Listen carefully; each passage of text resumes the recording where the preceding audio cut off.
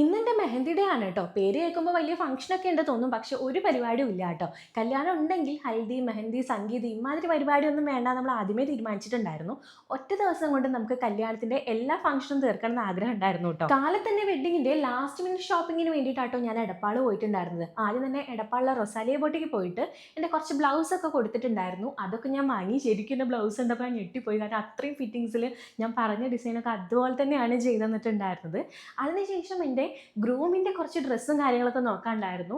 ആളുടെ കുർത്തിയും അതുപോലെ തന്നെ റിസപ്ഷൻ്റെ ഡ്രസ്സൊക്കെ നമ്മൾ കളക്ട് ചെയ്തു. പിന്നെ അവിടെ നേരെ ഫുഡ് കഴിച്ചിരിക്കുമ്പോഴാണ് എൻ്റെ മെഹന്തി ആർട്ടിസ്റ്റ് വീട്ടിൽ വന്നിട്ടുണ്ട് എന്ന് പറയുന്നത്. പിന്നെ ഒന്നും നോക്കിയില്ല, എനിക്കൊരു സ്പായും കൂടി ചെയ്തിട്ട് ഞാൻ നേരെ വീട്ടിലോട്ട് വിട്ടു കേട്ടോ. ഇതാണ് ഷെജൂസ് മെഹന്തി ആർട്ട്. ഇയാളാണ് എനിക്ക് മെഹന്തി ഇട്ടുതരാൻ വന്നിട്ടുള്ളത്. കുറേ കാലം മുന്നേ ഞാൻ ഇൻസ്റ്റയിൽ ഫോളോ ചെയ്യുന്നതാണ്. ആൾ എന്നെയും ഫോളോ ചെയ്യുന്നുണ്ട്. അപ്പോൾ നമ്മൾ പരസ്പരം വീഡിയോസ് കണ്ടിട്ട് പരിചയം ഉണ്ടെങ്കിലും നേരിട്ട് ആദ്യമായിട്ടാട്ടോ കാണുന്നത്. അപ്പോൾ നമ്മുടെ ഒരു താമര കല്യാണം ആയതുകൊണ്ട് തന്നെ എൻ്റെ മെഹന്തി താമര തീമിൽ മതി എന്ന് ഞാൻ ആദ്യമേ പറഞ്ഞിട്ടുണ്ടായിരുന്നു കേട്ടോ. മെഹന്തി ഇടുന്ന സമയത്ത് കുറേ ആൾക്കാർ വന്നും പോയൊക്കെ ഇരിക്കുന്നുണ്ടായിരുന്നു. പക്ഷെ നമ്മുടെ വീട്ടിൽ പ്രത്യേകിച്ച് അങ്ങനെ പുറത്തുനിന്ന് ആരും ഉണ്ടായിരുന്നില്ല. അടുത്ത കുറച്ച് ഫാമിലി മെമ്പേഴ്സ് മാത്രമേ ഉണ്ടായിരുന്നുള്ളൂ.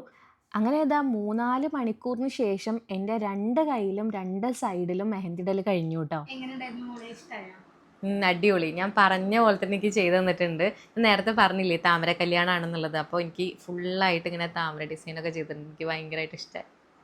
അടിപൊളി. അങ്ങനെ എൻ്റെ മൈലാഞ്ചി ഇടൽ കഴിഞ്ഞതിന് ശേഷം അക്കുടും മുത്തും കൂടി ഇട്ടിട്ടുണ്ടായിരുന്നു. ആ ഒരു ഗ്യാപ്പിൽ ഞാൻ ഫുഡ് കഴിക്കാൻ പോയി കേട്ടോ. എനിക്ക് കൈകൊണ്ട് കഴിക്കാൻ പറ്റാത്തതുകൊണ്ട് കുറേ കാലത്തിന് ശേഷം അമ്മയാട്ടോ വാരി തന്നിട്ടുണ്ടായിരുന്നത്. അപ്പോൾ ബാക്കി കഥ ഞാൻ അടുത്ത വീഡിയോയിൽ പറയാവേ.